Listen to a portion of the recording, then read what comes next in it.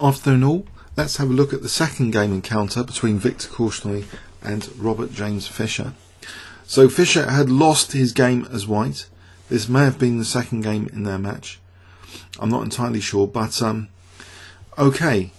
It's d4 played by Viktor, and Fischer uses his favourite King's Indian defence.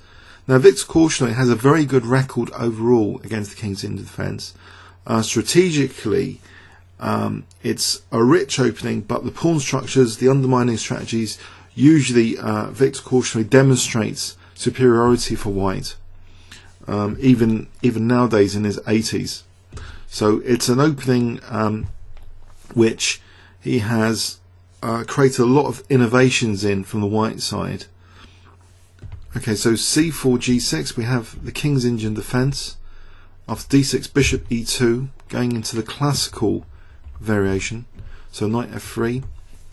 After e5, castles, carries on the classical variation, so black's prompting the closing of the centre now with d5. After knight e7, an interesting note by Fischer on the next move by Viktor, knight d2, writing this move is apparently considered best by the Russians. In the turn the mirror 1970, Petrosian played b4, which is basically the bayonet attack, and Fischer gives the start of a Gligoric game, which turned out okay, Petrosian versus Gligoric. And interestingly, it seems Gligoric is well respected by Fischer, because there's another reference made in Fischer's notes to Gligoric on the white side. So there have been some classic King's Indian games by Gligoric, so maybe that's one of his role models.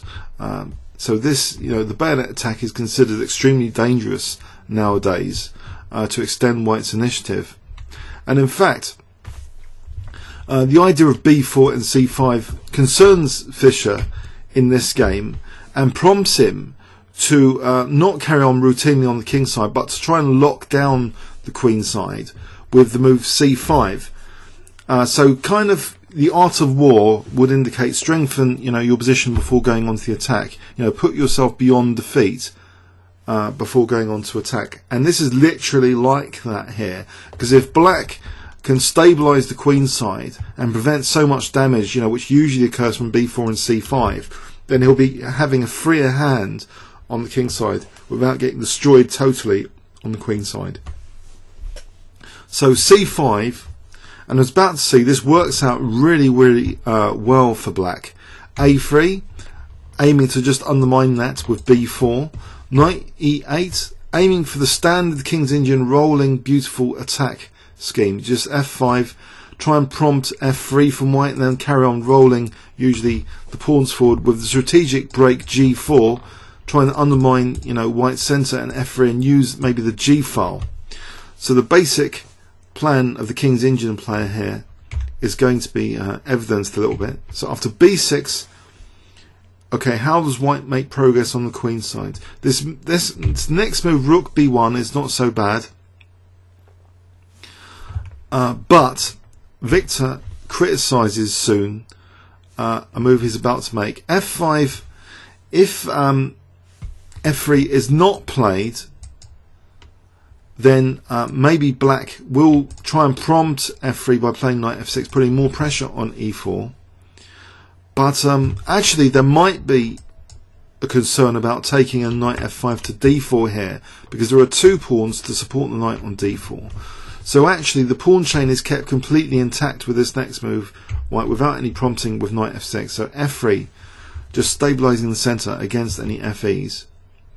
f4 is played anyway here, so keeping the knights here, just aiming maybe for g5, g4 soon. a4, which introduces the possibility of maybe a5 undermining pawn chain here.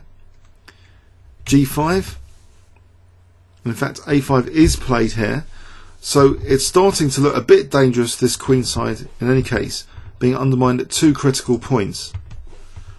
Now a strong move by Fischer, or rather given an exclamation mark in his own notes, maybe the plan of rook f7 is not as critical here for bishop f8, because c7 doesn't look as though it's going to be target anytime soon for white. So instead, an alternative rook attacking scheme is used here, rook f6. So it introduced the idea of maybe rook g6 or rook h6. Rook g6 in particular would support maybe h5 and g4, or maybe even just g4 after knight f6 without having to play h5. So the strategic break black is aiming for is clearly g4. This next move is criticised by Viktor. He pointed out afterwards apparently a terrible mistake. B takes c5, because now it is impossible for white to get any initiative on the queen side. If we have a look at this position, from an engine point of view, the engine comes up with a strange looking, artificial looking move, but actually there is some positional logic to it. Queen a4. So queen a4 strikes actually at light squares, as well as maybe increasing the probability of a takes b being effective at some point, if the pawn's pinned and queen takes b6 is forced. So queen a4, actually logically black has put all the pawns on dark squares, so weakening actually these light squares. Queen a4 has something going for it. It keeps the tension going of these two pawn captures as well. And an example continuation, let's say rook g6, and now AB can even be made more menacing with rook a1, and let's say knight f6, A takes, queen takes, and now actually queen b5. This is very interesting continuation. If white can sack a pawn to maximise his queenside pressure and even win this d6 pawn, white would have been better here from an engine point of view. So queen a4 is a very interesting idea against this strengthening up, shoring up of the queen side. If there's any weakness to this strategy of fortifying the queen side, maybe it is in the light squares a bit, and in the timing of A takes B with a bit more preparation. So okay, so this move, B takes c5, really falls into Fischer's hands, it seems. It seems black is given now a free hand for a very natural looking and aggressive kingside attack without being challenged too much on the queen side. So knight b3, rook g6. Where can white generate some counterplay now? Maybe, given it's a 5-minute game, maybe he should have tried a sack on c5 at some point. If he'd maybe played for bishop a3 and knight takes c5, it's difficult really to suggest anything. So there's a bit of waiting, unfortunately, to see the damage that black's going to do. So bishop d2, knight f6, the strategic blade g4 is coming up, and it's difficult for white to do anything about it. King h1. Okay, we see in some Korchnoi games, you know, a bishop coming to g1, but here it looks a bit slower than usual. Black's attack is already there after g4. F takes g4 was played here. In fact, in Fischer's notes, more exact, maybe more exact, was h5 apparently. So let's see, after this g4, F takes g4, because of this threat of g3 now. And if h3, then we have the usual bishop takes h3 with menacing consequences for white's king safety. If takes, actually there'll be g2 check. The rook's already very useful for stopping the standard defensive moves like h3. So unfortunately for white, the attack seems to be crashing through here. Knight takes g4. There's already some menacing ideas on the cards, even in this position, like knight f5 perhaps and queen h4. Standard tricks for the King's Indian player. But rook f3 was played here. Better, according to Fischer's notes, was bishop f3 with a more tenacious defence. Let's engine check this position, actually. What does an engine think of this position here? After the knight takes g4, engines do give actually bishop f3 as a move. And actually a small tiny advantage, believe it or not, for white. But I think it's an easier to play position for black here. I think black can just carry on building the attack. doesn't have to go for a5. He can try and keep resources being built up on the king side against white's king. So let's say knight f6, knight c1. Forget queen a5. Let's say bishop d7 just to get the rooks on the g file. The thing is, white might have some play here on the queen side to factor in. So, for example, this just demonstrates that it's not so easy for black. So let's go back to the main game continuation. Rook f3 has a bit of a problem to it. Rook h6, and after h3, now knight g6. And the rook is getting in the way here. It's a tactical target for things like knight h4. So king g1, knight f6. And you might think, well, here, okay, knight h4 can be parried now with bishop e1. That can be snapped off. But actually now, Fischer finds another way to make use of this rook for tempo gain, and also put even more pressure on h3. A brilliant attacking move is played here. I think Nimzowitsch will be proud. I wonder if you can guess it if I give you 10 seconds here, starting from now. I'll give you a clue. It's the start of an amazing knight maneuver, attacking knight maneuver. Okay. Knight h8, an attacking retreat, because the knight's going to powerfully reroute like this to attack both f3 and h3. Strategically, black has given himself an easy game here without worrying too much about the queen side. So the attack is almost like playing itself here. In Fischer's notes, the attacking manoeuvre is decisive. So rook d3, knight f7. Even though the rook's evacuating, there's still going to be a lot of pressure now, again, on f3 and h3. So these are classic points of attack for the King's Indian player. Rook g6, threatening now knight takes h3. King f1. But now, knight takes h3 is played anyway, peeling open the king here. But, engine point of view here, don't, whatever you do, take this knight. The engines are recommending bishop h4. And believe it or not, in this continuation, this is an engine continuation, white would still have some play here if black did go for this a5 pawn. White's still in the game. It's better for black, but it's nowhere like the game continuation.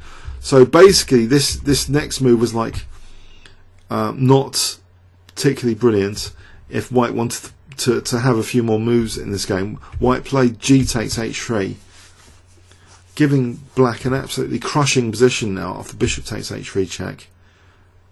After king f2, knight g4 check. Absolutely crushing. After king f2, Fischer writes, at this moment my hand hovered over the white's queen pawn on e4. White's pawn on e4. But at the last second I realised that knight takes e4, see, that would unveil queen h4, is answerable actually by queen takes e4, and white wins. Because actually queen takes e4, I guess, would give the evacuation possibility of king e2. Let's have a quick look at that. So Fischer's near blunder in this 5-minute game, in a completely winning position. If he had blundered with knight takes e4, queen takes e4, apparently still it's not all over if black plays queen g5 or queen f6. If queen h4, I guess it is all over. King e2, we're looking at nearly +3 for white. But actually, queen g5, say king e2, the evacuation attempts, is answerable here with bishop f5, trapping the queen. So white has to be careful in this position. And technically it's about equal, but no need for any knight takes e4. Fischer plays knight g4 check, keeping the king kind of stuck with its own pieces, unable to evacuate at the moment. Bishop takes g4, and Fischer just played bishop takes g4. And here, according to Fischer's notes, Korchnoi fought for about a minute and a half, not seeing a defence to the double threat of bishop takes e2 and queen h4 check. And he resigned here. So what a crushing King's Indian defence game. And it started with shoring up the queenside with this c5, and Korchnoi disastrously released the tension with b takes c5 earlier. So once the attack started brewing up like that, there was no stopping it. Let's have a look again at this game in overview and summary. So a classic King's Indian 5-minute chess game, showing how dangerous this opening can be if black can just get this rolling, natural looking attack going. Shoring up the queen side first, but the issues are exacerbated with b takes c5. If there was any weakness maybe of black's strategy of locking up the queen side like this, maybe it could have been exposed by technically a move like queen a4, putting more pressure on these capture points and also the light squares in general, and trying maybe to get to d6 in some of the variations. But no, b takes c5. It looks as though black was given basically a free hand for the attack on the king side, but things were made a lot worse now with rook f3 instead of bishop f3. So rook f3 can now be a subject of attack pretty soon with this nifty knight maneuver, knight h8, and attacking retreat.